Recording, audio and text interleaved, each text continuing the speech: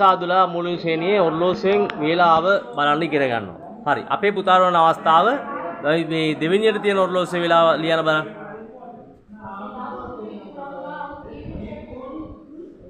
Dot කීයක් තියෙනවද හැමෝම කියන්න? 1යි. ඩොට් 1යි. දැන් එලා ලිව්ව වෙලාව හයියෙන් හැමෝම කියමු. 6යි 4යි 5යි. හයියෙන් ආයි පාරා. 6යි 5යි. very good.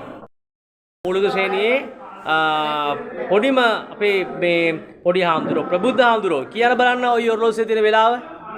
5යි 11යි. ඔව් හයියෙන් අපුඩ දෙමු අපි. 11යි 5යි. ලියන්න බලන්න. 10යි.